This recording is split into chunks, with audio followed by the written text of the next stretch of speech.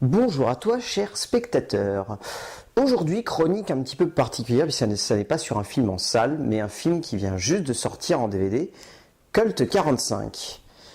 Colt 45, c'était le troisième long métrage de Fabrice Duwels lorsqu'il est sorti en août, juste avant Alléluia, en novembre. Colt 45, ça raconte l'histoire de Vincent Millès, un jeune armurier qui bosse pour énormément de services de police, la BRI, la BRP, dans la région de Paris.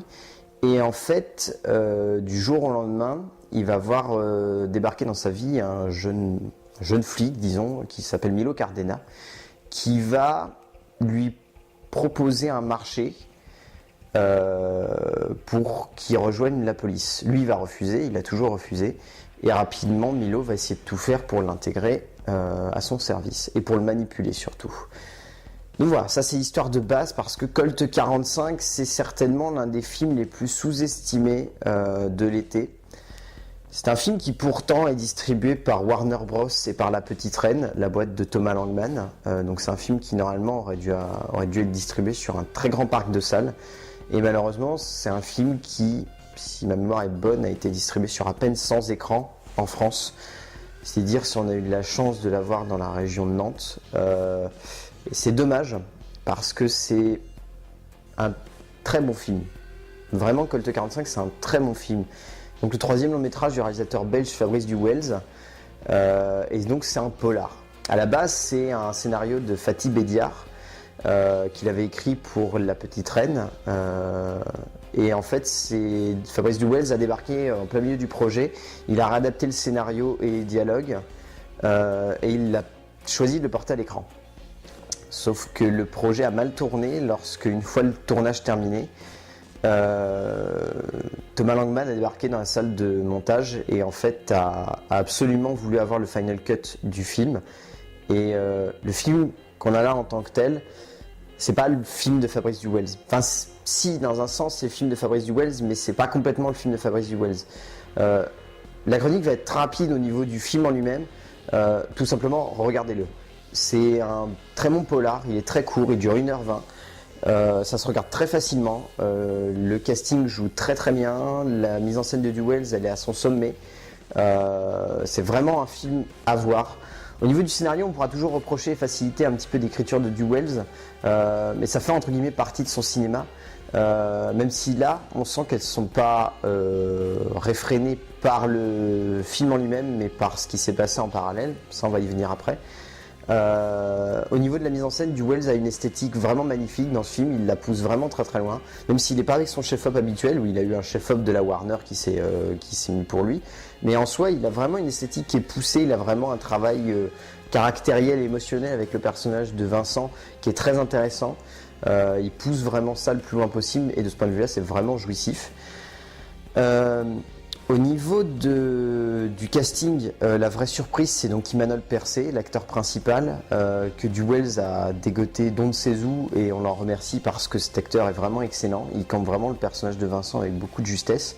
Après, voilà, les autres acteurs n'ont plus rien à prouver. Joey Starr s'impose vraiment dans le genre du polar, après Miserere, La Marque des Anges, où là, c'était un film qui n'était pas bon en lui-même, mais où lui jouait bien. On a Gérard Lanvin qui n'en fait pas trop pour une fois dans le polar, donc résultat ça passe vraiment bien. Simon Abkarian aussi qui est vraiment excellent.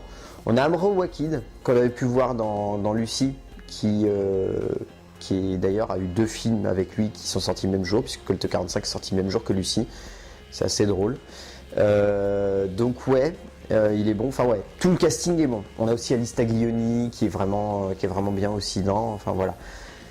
Rapidement, donc, pour revenir dans le contexte de production du film, le film qui sort là en DVD, c'est la version cinéma. Il n'y a aucune retouche de Duwels, et c'est bien dommage, parce que tout le long du film, on a la sensation que Duwels avait écrit quelque chose de très poussé, qu'il avait vraiment envie de faire une grande fresque sur la guerre des gangs, et sur la guerre des polices surtout.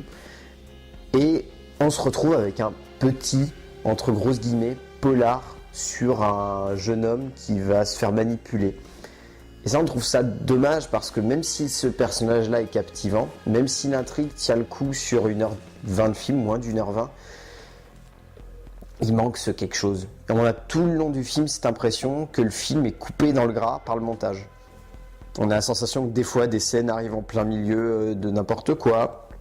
On a la sensation des fois que des scènes qui sont musicales ne devaient pas l'être à la base. On a la sensation des fois que les acteurs sont coupés en plein dans leur élan. Enfin, tout le long du film, il y a ça.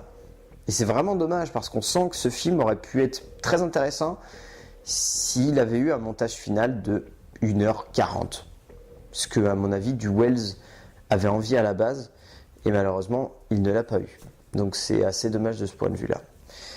Donc ouais, Colt 45, c'est acheté quand même en DVD, parce que résultat, c'est pas vendu très très cher, c'est vendu moins de 15 euros. Pour un film qui vient juste de sortir, c'est quand même bien. Donc ouais, c'est à acheter, c'est à voir, à revoir. L'avantage, c'est que ce film est très court, donc il peut se voir et se revoir. Donc ouais, c'est un bon petit film de Fabrice Du Wells, c'est pas son meilleur. Alléluia est mieux, est bien mieux. Mais en tant que tel, ce film aurait mérité un petit peu plus d'écho et aurait sûrement mérité d'être un petit peu plus connu. Donc ouais, Colt 45 de Fabrice Du Wells. A plus.